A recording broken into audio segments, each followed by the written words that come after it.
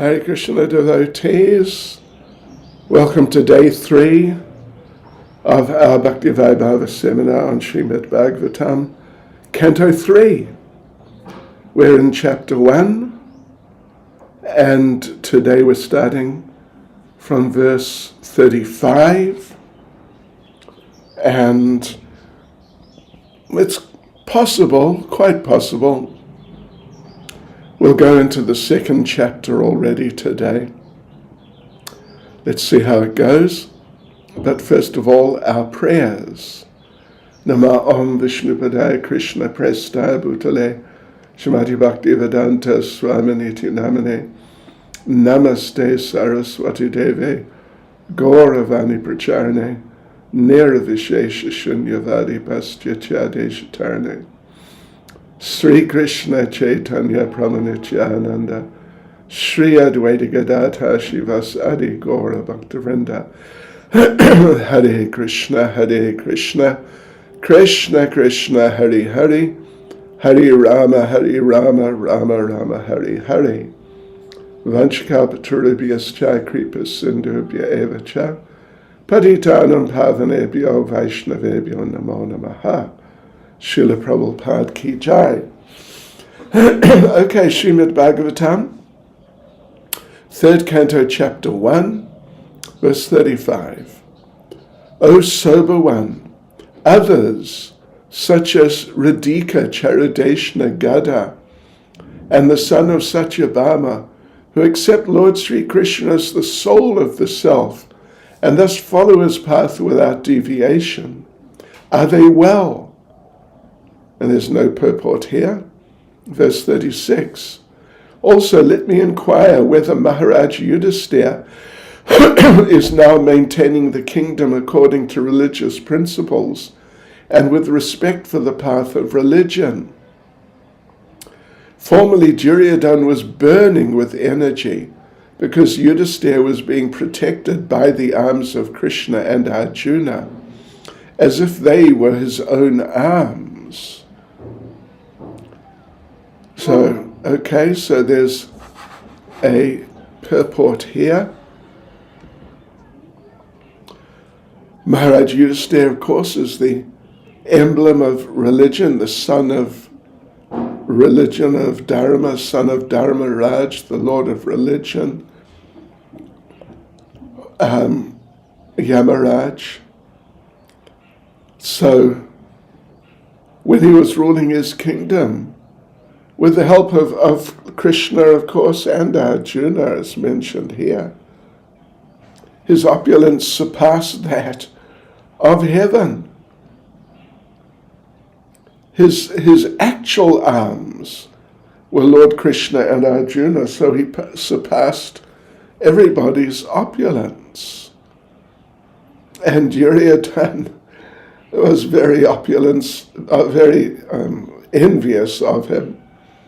So he planned in so many ways to put him into difficulty. Not even just difficulty, but how to kill him, really. And then finally there was the battle of Kurukshetra. But after the battle, Yudhisthira, of course, won decisively. He was again able to rule his legitimate kingdom by the mercy of Krishna. And he reinstated the principles of honor and respect for religion.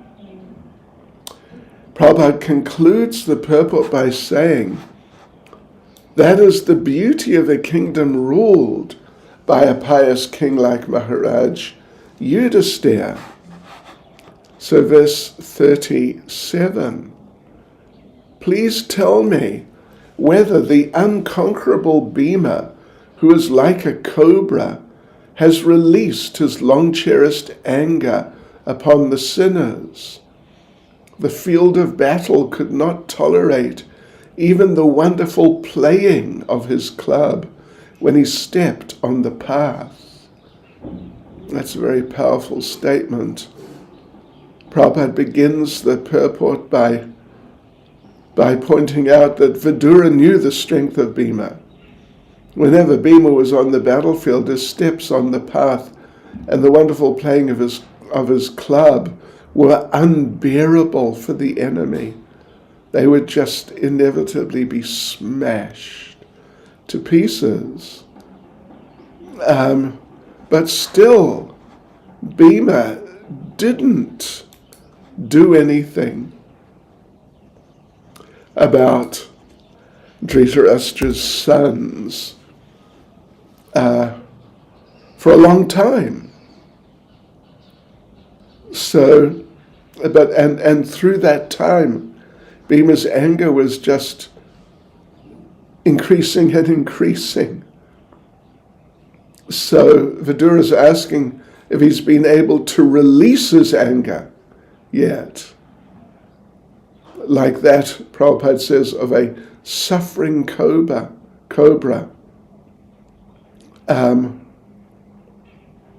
Yes, I mean, it really, in other words, it really builds up.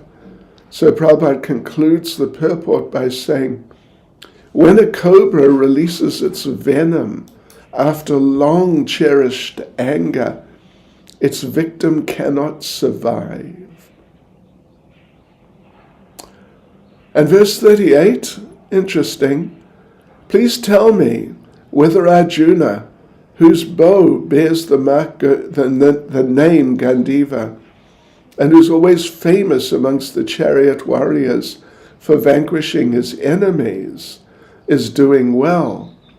He once satisfied Lord Shiva by covering him with arrows when Lord Shiva came as an unidentified false hunter.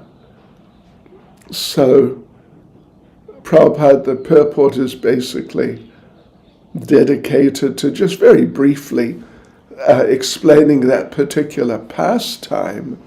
Let me just read it, it's quite short. Lord Shiva tested Arjuna's strength by picking a quarrel with him over a hunted boar. He confronted Arjuna in the false dress of a hunter, and Arjuna covered him with arrows until Lord Shiva was satisfied with Arjuna's fighting. He offered Arjuna the Pashupati weapon and blessed him. Here, Vidura inquired about the great warrior's well-being. Okay, and verse 39. Are the twin brothers who are protected by their brothers doing well?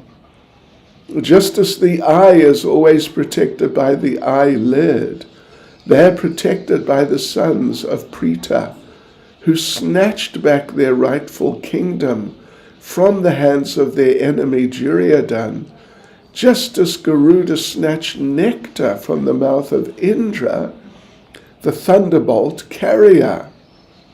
Well, that's interesting, isn't it?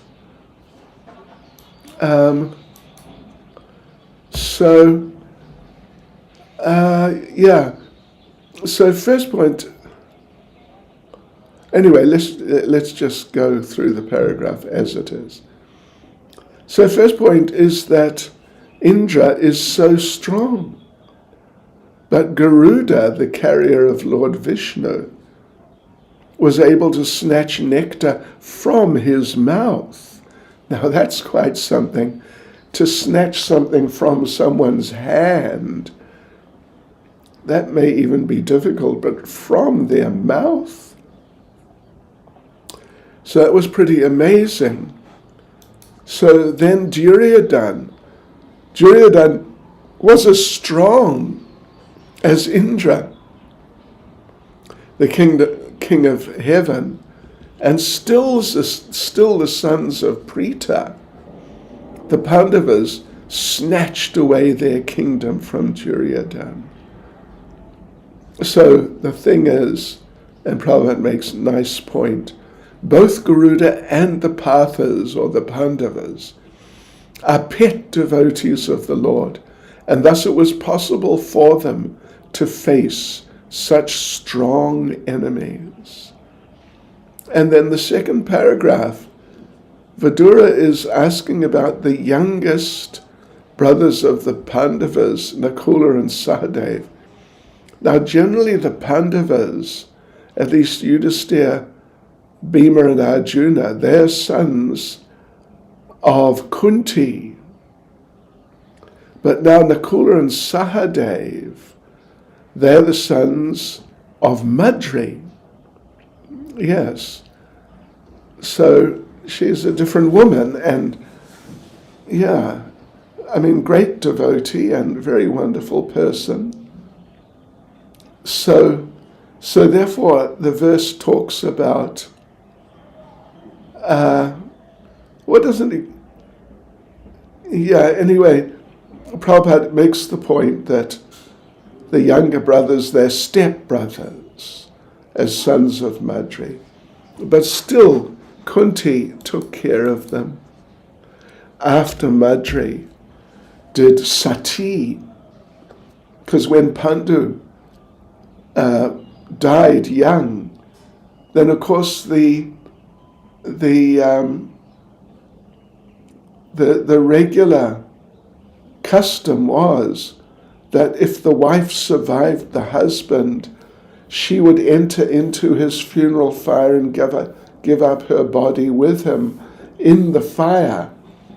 And, I'm well aware that's pretty drastic. That's pretty drastic, but it was the custom, it was normal. It was normal. So Madri did that. And Kunti could have done it also. In fact, there was a discussion amongst them who should do it. But Kunti decided to continue living for the sake of the children.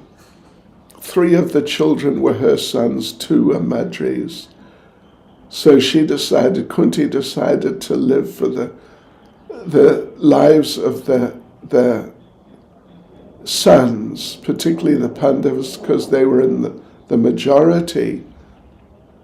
And it wasn't like she was feeling like, wow, I'm really glad I got out of it. I didn't have to commit suicide. That's really good. No. She would oftentimes feel regret that it would have been nice if I could have done that, because for the chaste wife, particularly in those days, the relationships were just so deep that after the passing of the husband, the wife would feel that her living was now worse than dying. Yeah, it was more painful to live without him than to die in the fire with him. So therefore Kunti took care of Nakula and Sahadev. And the Pandava brothers, Yudhisthira, Bhima, Arjuna, took care of them as if they were regular brothers. Yeah, and so they're all known as the Pandavas. And oftentimes I think people don't even think about this point that some of them were sons of Kunti, some of them were sons of Madri. And Prabhupada makes the point, the 3 elder Pandavas took care of them as the eyelid takes care of the eye. In other words, in very intimate and just wonderful, wonderful ways. So, therefore, Vidura wants to know if they're still living happily after the Battle of Kurukshetra, Nakula and Sahadev, the twins, under the care of the older brothers, the Pandavas. Okay, and on to verse 40. Oh my Lord, is Prita still living? She lived only for the sake of her fatherless children. Otherwise it was impossible for her to live without King Pandu, who was the greatest commander and who alone conquered the 4 directions simply with the help of a second bow. So Prita is Kunti. It's another name for Kunti. And like we just mentioned this point, actually the same point we should have I suppose, waited till it was addressed by Prabhupada here, or addressed by Vidura himself and by Prabhupada, that for a faithful wife, when he dies, they would voluntarily embrace the fire which burned his dead body, because living without him was worse than dying. And oftentimes they would die in the fire with their minds fixed on their husband and go to him in the next lifetime. And Prabhupada makes the point in the first paragraph that it was very common in India previously, because all the wives were so chaste and faithful. But gradually, as Kali Yuga became strongly, the wives generally began to be less adherent to their husbands, and the voluntary embrace of the fire by the widows became a thing of the past. And it was done forcibly. It was done forcibly sometimes. Wow, poor wife. Her attachment to her husband is not that great. And she definitely doesn't just want to die just like that. So some of them were just thrown into the fires, just screaming and screaming. And they wouldn't let them out of the fire. Wow. It's really that. That's Kali Yuga. It's horrific.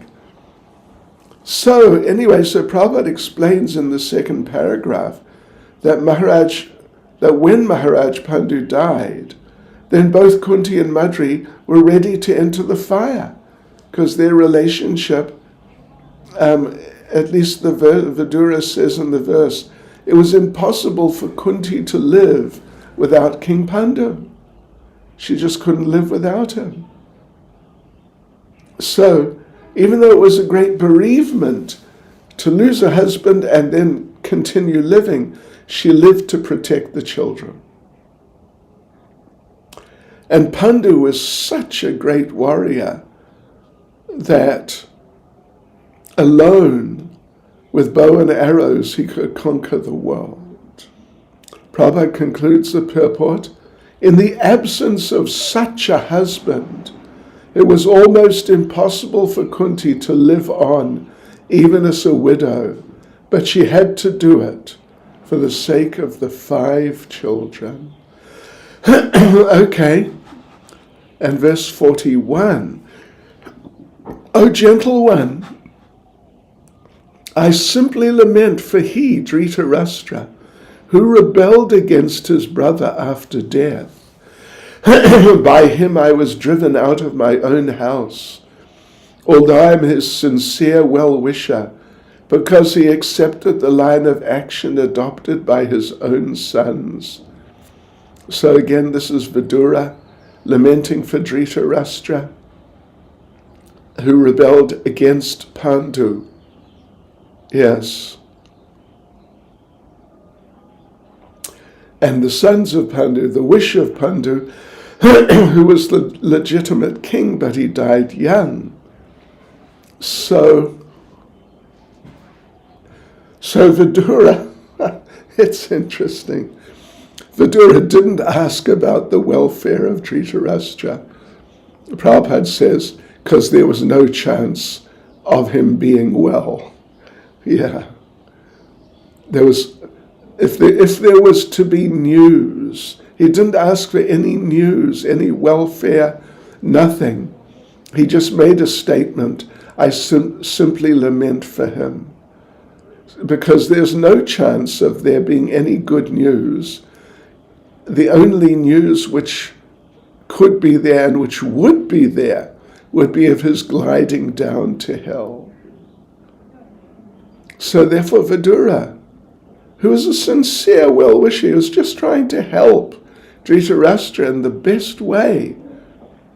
He was lamenting that Dhritarashtra could rebel against Pandu's sons, the Pandavas, and drive him, Vidura, out of the house on the dictation of Duryodhana. It was just crazy.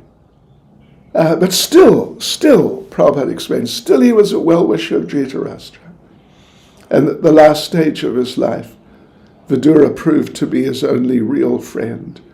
That's to come, well, that's already been discussed, of course, in the first canto, when he came after the Battle of Kurukshetra and preached to Dhritarashtra in the palace and freed him from his attachments and got him out, just on the edge of death. So Vidura proved to be his only real friend, actually. Prabhupada concludes the purport by saying, such is the behavior of a Vaishnav like Vidura. He desires all good, even for his enemies. Okay, so verse 42. I mean, that's a very important point, that a Vaishnav, an advanced Vaishnav, desires all good for everyone, even for his enemies. Just like I remember Bhakti Tirtha Maharaj gave a seminar once. It was in the Sadhu Sangha, the big Russian festival on the Black Sea. The seminar was how to love those who hurt you the most. Okay, so verse 42. I'm not astonished at this, having travelled over the world without being seen by others. The activities of the personality of Godhead, which are like those of a man in this mortal world, are bewildering to others, but I know of his greatness by his grace, and thus I am happy in all respects. That's really wonderful. So Prabhupada explains in the purport that even though Vidura and Dhritarashtra were brothers, but Vidura was completely different. Of course, he's an incarnation of Lord Yamaraj, which we talked about previously, some time ago actually. Dhritarashtra, so he's completely different from Dhritarashtra. Dhritarashtra and his sons wanted to lord it over the world by their own strength. And the Lord encouraged them in this. And so they became more and more bewildered. Because man proposes and God disposes. We desire and the Lord fulfills, or responds at least to our desires. But Vidura didn't want to do that. He didn't want to lord it over and become a big important controller. Yeah, he wanted to achieve pure devotional service. So he became a surrendered soul to the Lord. Yes, he just wanted pure devotional service. So through his pilgrimage, it became more and more clear to him that depending on the mercy of the Lord was a greater freedom than so-called freedom at home. So, anyway, Prabhupada goes on to say that every living entity, and it's a very interesting point, every living entity is dependent on the Lord completely.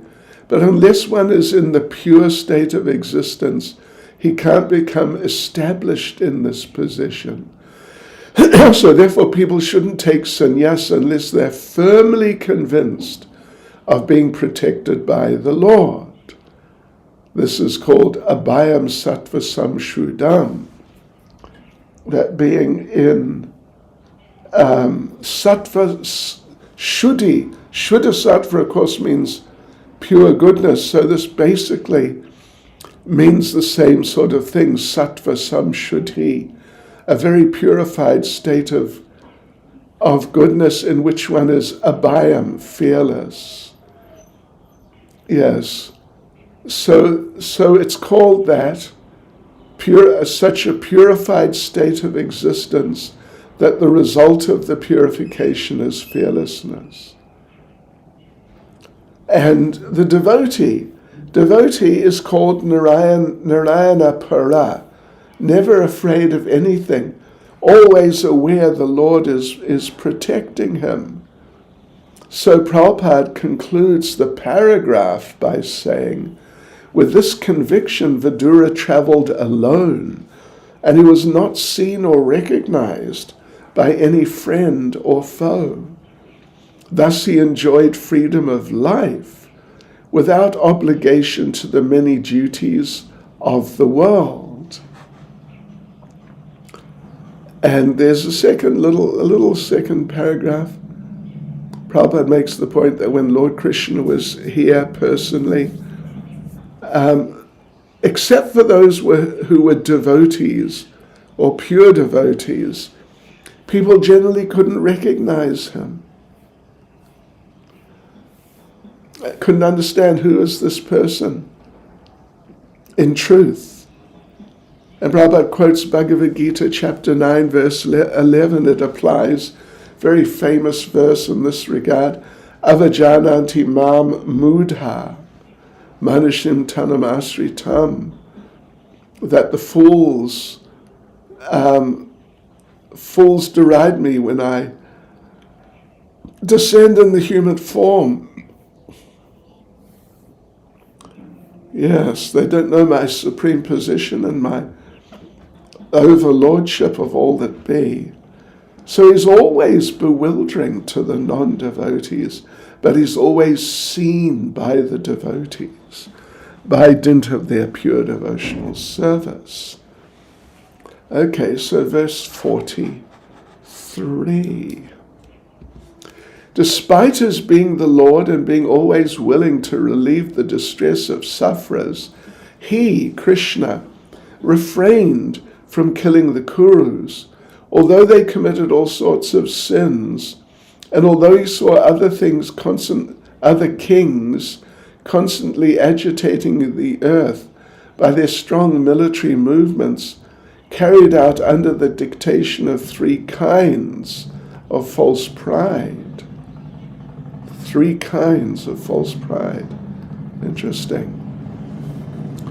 Right, so Prabhupada explains that, as Krishna says in Bhagavad Gita, the Lord comes to carry out his mission of killing the demons and giving protection to the devotees or to the suffering faithful. But in spite of having such a mission, when the same things were done to Draupadi, she was definitely one of the suffering faithful, and the Pandavas were sort of suffering faithful, just living in the forest. Can you imagine? Without any sort of dwelling, no type of bed to lie on, just lying on the ground for years. But Krishna tolerated all the insult to Draupadi, the injustice perpetrated on the Pandavas, and even the insults to himself. So Prabhupada makes the point that the question can be raised, why did he tolerate such injustices and insults in his presence? Why didn't he just chastise the Kurus immediately? For example, we know very well, he incarnated as the endless Sari to protect Draupadi, but he didn't just then go and kill the miscreants who caused her that great distress. But his silence didn't mean that he excused them. No, not at all.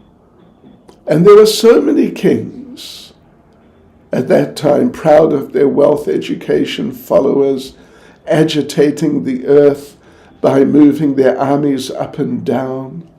Prabhupada makes that point that these armies would march. They'd march up and they'd march down and they'd march that way and then back, all useless, not doing anything, but the weight and the kicking of the ground as they're marching would hurt Mother Earth. Yeah. So, but the thing is, Krishna, he's a very clever person. He wanted to get all those demons and rascals and people together on the battlefield of Kurukshetra and kill them all at one time, making a shortcut in his military mission. And, we see it today. It's just so fantastically prominent. Prabhupada makes the point that the godless kings or heads of state, when puffed up, they always make show of military strength and they trouble the innocent. And you better believe it's really going on today in so many ways. But of course, the innocent are not that innocent. That's a fact. They're getting their punishments for the nonsense they've done in the past. So, okay, Prabhupada points out that the Lord expressed his mission of killing in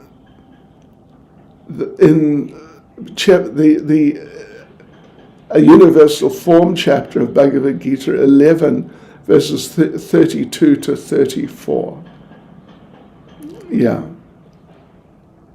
And he says, Prabhupada paraphrases, I have willingly descended to the earth in my capacity of an inexorable time in order to decrease the unwanted population. I shall finish all those who have assembled here, except you, the Pandavas. This killing does not wait for you to take part in it. It is already arranged. All will be killed by me. If you want to become famous as the hero of the battlefield and thus enjoy the booty of war, then, O Sabyasachi, just become the immediate cause of this killing and thus take the credit. I've already killed all the great warriors, Bhishma, Drona, Jayadratha, Karna, and many other great generals. Do not worry. Fight the battle and be famous as a great hero. That's a paraphrasing, of course, of Bhagavad Gita chapter 11, verses 32 and 34, but it really makes the point very clear. So Prabhupada goes on, the last paragraph here, just very short. The Lord always wants to see his devotee become the hero of some episode, some adventure, which Krishna himself performs, Prabhupada says, performs or sees that it's carried out. Therefore, he wanted to see his devotee and friend Arjuna as the hero of the Battle of Kurukshetra, and thus he waited for all the miscreants of the world to assemble. And Prabhupada concludes the purport, that and nothing else is the explanation of his waiting. Okay, verse 44. The appearance of the Lord is manifested for the annihilation of the upstarts. His activities are transcendental and are enacted for the understanding of all persons. Otherwise, since the Lord is transcendental to all material modes, what purpose could he serve by coming to earth? So Prabhupada gives a fairly extensive purport, actually. Prabhupada explains Krishna's body is transcendental, Satchitananda Vigraha from Brahma Samhita. His so-called birth is therefore just an appearance. It's not a real birth. Unlike the living entities who take birth under the influence of material nature, and there's the bondage of the reactions to their previous activities. That's not for him. He has no desire to improve himself in material terms. So then Prabhupada goes on to make the point that Krishna's already, the ordinary living beings, they work for the improvement of their conditional lives, but the Lord is already full of all six opulences, or all strength, fame, beauty, knowledge, renunciation, and wealth. So he's got it all. So he's got, there's no need for him to try to improve himself in those terms. So therefore, any desire to improve himself, Prabhupada says, is absolutely useless for him. So in these types of ways, we should be able to distinguish between the Lord and the living entities, and then we'll understand his position, and then people will become devotees, and then we'll become free from reactions. Because the reactions all come about or get sort of initiated due to our activities. And therefore it's said, the Lord minimizes or nullifies the reactionary influence of the devotee's past deeds. Brahma Samhita, chapter 5, verse 54. So the Lord's activities are there to be accepted and relished by all living beings. They're to attract ordinary people to him. Of course, he always favors his Lord, his devotees. And therefore, ordinary people, fruit of workers, or people who seek salvation, they may become attracted to him when he protects his devotees. They may become very attracted to that. It's an interesting point.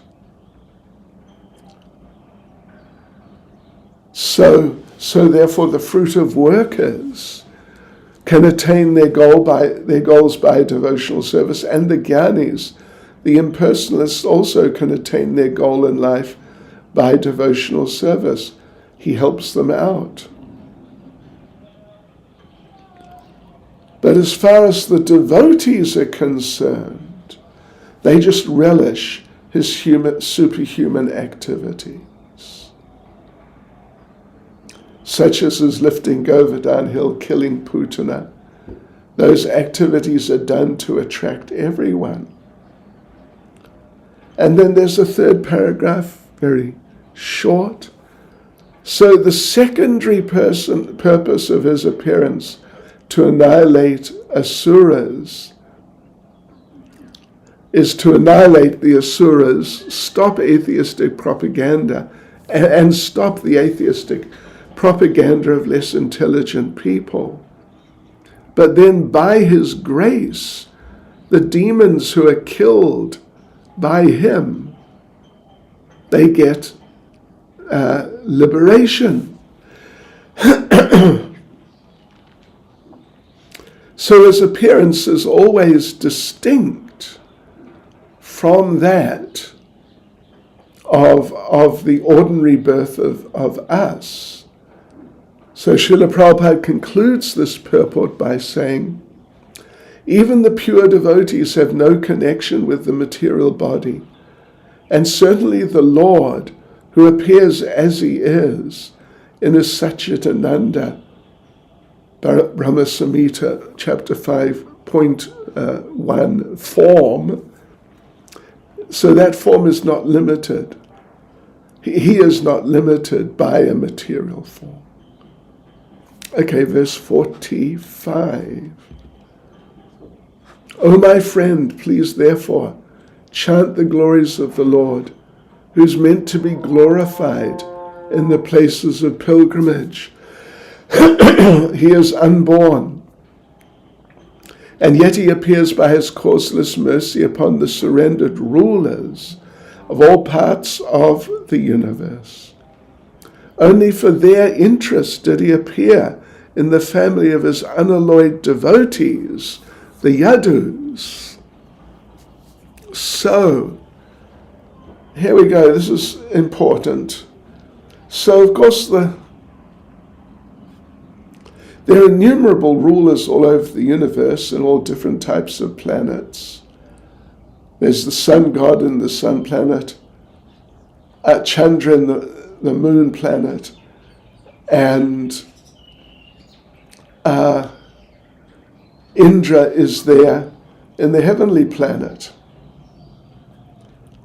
And then Vayu, Varuna, and others are in the Brahmaloka planet where Lord Brahma is living. So all are obedient servants of the Lord.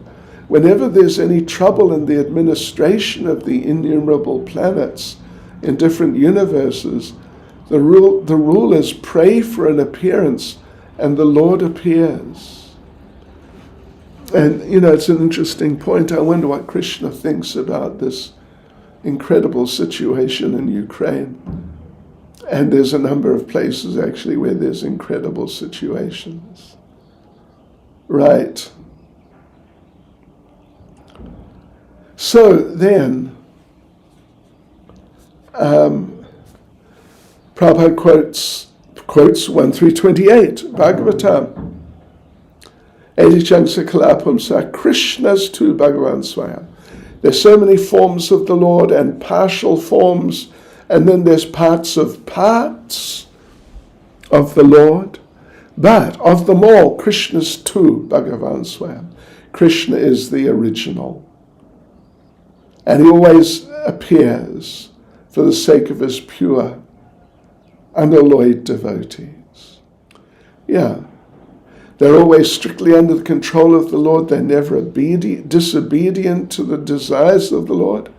So therefore the Lord is always attentive to them.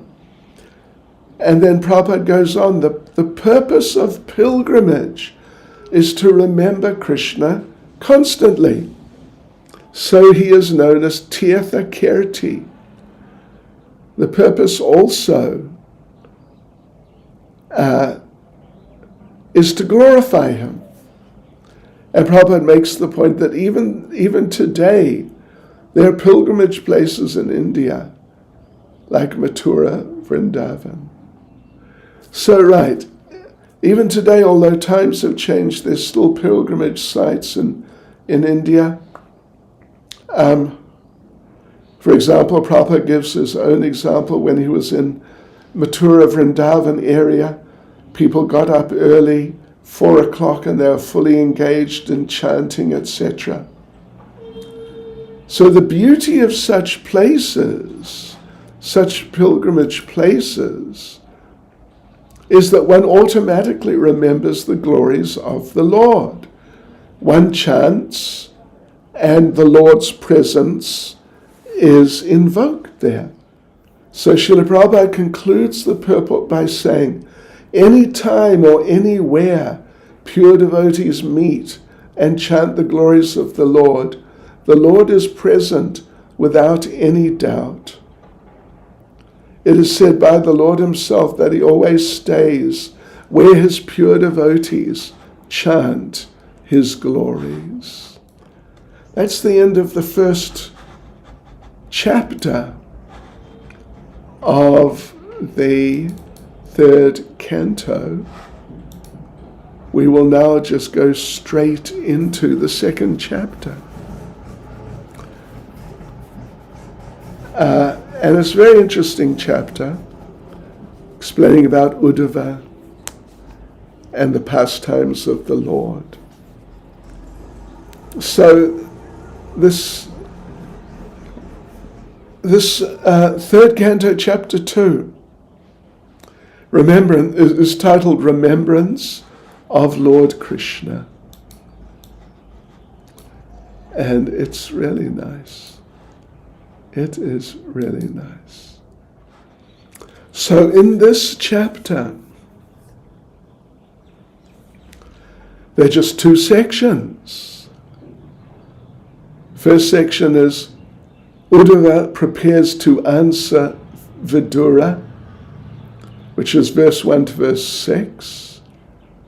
And second section is Uddhava starts responding to Vidura from verse 7 to verse 34. Right, so 34 verses in the chapter, not so long. All right, let's start with the first chapter. Let's go through the verses themselves.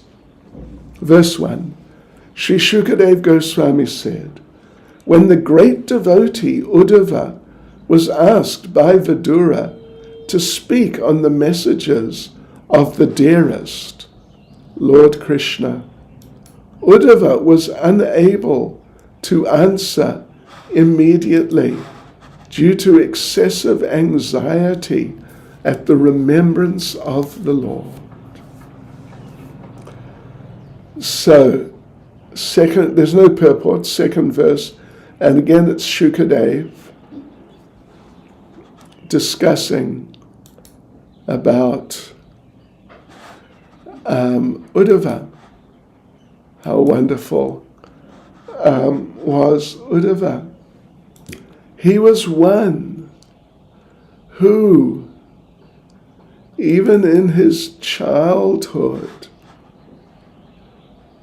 at the age of 5 years, was so absorbed in the service of Lord Krishna that when he was called by his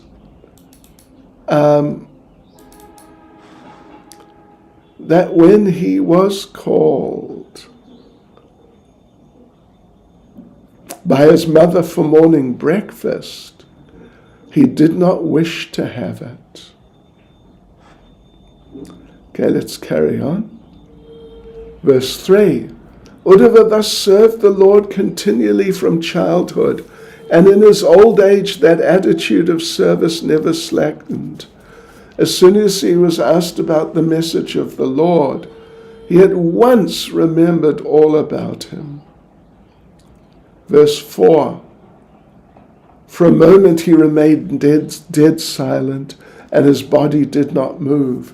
He became absorbed in the nectar of remembering the Lord's lotus feet in devotional ecstasy, and he appeared to be going increasingly deeper into that ecstasy. When Vidura inquired of Uddhava, then it appeared like Uddhava, verse 5, it was so observed by Vidura that Uddhava had all the transcendental bodily changes due to total ecstasy, and he was trying to wipe away the tears of separation from his eyes. Thus Vidura could understand that Uddhava had completely assimilated extensive love for the Lord. And verse 6 is the last verse in this section. The great devotee Uddhava soon came back from the abode of the Lord to the human plane, and wiping his eyes, he awakened his remembrance of the past and spoke to Vidura in a pleasing mood. Okay, so let's go back to verse 1. Sri Shukadev Goswami said, when the great devotee Uddhava was asked by Vidura to speak on the messages of the dearest Lord Krishna, Uddhava was unable to answer immediately due to excessive anxiety at the remembrance of the Lord. He was one who even, in this verse 2, he was one who even in his childhood at the age of 5 years was so absorbed in the service of Lord Krishna that when he was called by his mother for morning breakfast, he did not wish to have it. Okay, let's have a look at the purport here. So the basic point is that from his very birth, Uddhava was a natural devotee in Nitya Siddha. He would naturally play with dolls of Krishna and serve them like deities are served. And these are signs of an eternally liberated soul, someone who never forgets the Lord. And human life is meant for reviving, reawakening our relationship with Him. All the religious injunctions are for this. So in good families, even our families. So in good families, this is facilitated.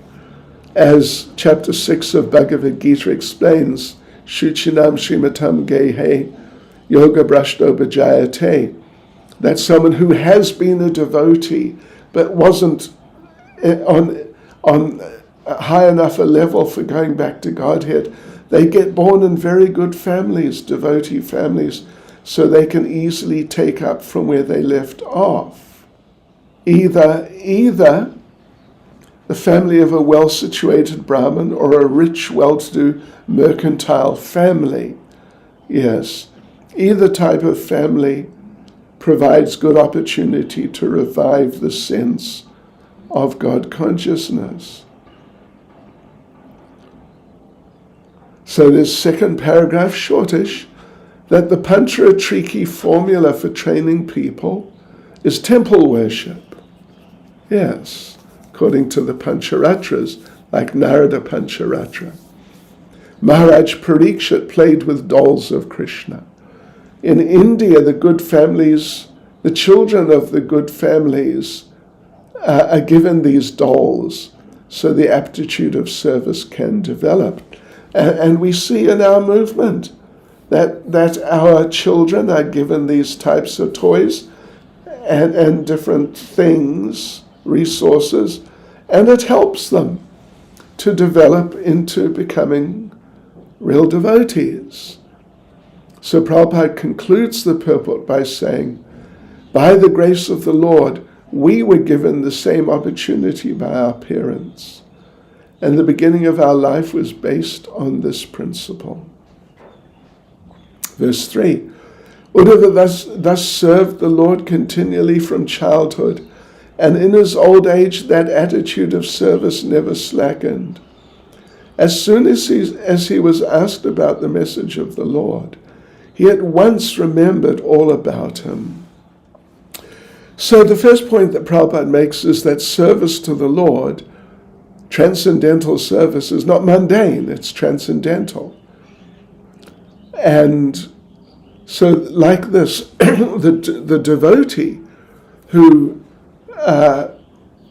really is getting into rendering service, the devotee finds the service attitude gradually increases and it never slackens. Generally, of course, when people get old, they retire from service, from working. But devotional service has no retirement. Rather, it increases more and more as age progresses. So therefore, the point is, in devotional service, there's no satiation, no retirement, no fatigue as in material work. Second paragraph, Uddhava was old, but his spirit was not old. Yeah. His service attitude matured. on the transcendental platform. So as soon as he was questioned by Vidura about Krishna, he immediately remembered the Lord. And then he would forget himself. Yes, that is a sign of pure devotional service. That you just forget about yourself, you become so absorbed in remembering the Lord and thinking of how to serve him. That's a sign of pure devotional service. And Lord Kapila is going to explain this to Devahuti in a little while. Verse 4, for a moment he remained dead silent and his body did not move. He became absorbed in the nectar of remembering the Lord's lotus feet in devotional service, and he appeared to be going increasingly deeper into that ecstasy. It appears, when Vidura inquired, Uddhava appeared to wake up from having been asleep. And he seemed to regret forgetting the Lord's lotus feet. Yeah, but then he remembered again and remembered his service to the Lord. So then he felt the same ecstasy as when he was in the presence of the Lord. So ultimately then there's no difference between remembrance and the personal presence of the Lord.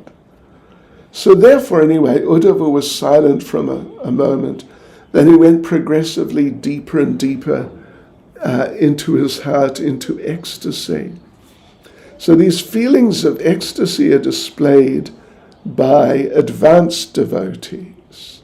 8 kinds of transcendental changes of body: tears, shivering, perspiration, restlessness, throbbing, choking of the throat, etc. There's a couple more. And Uddhava manifested them all. Verse 5, it was so observed by Vidura that Uddhava had all the transcendental bodily changes due to total ecstasy, and he was trying to wipe away tears of separation from his eyes. Thus Vidura could understand that Uddhava had completely assimilated extensive love for the Lord. So Vidura, he understands the science, of course, of Krishna consciousness.